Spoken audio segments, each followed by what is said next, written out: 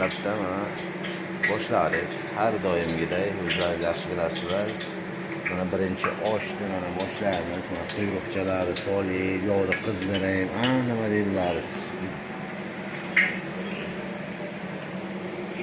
Mana suv ovqatlaringizni baho berasizlar. Hammasi endi mana bungacha tayyor bo'lib qoladi mana. Hammasini bir vaqtda inshaalloh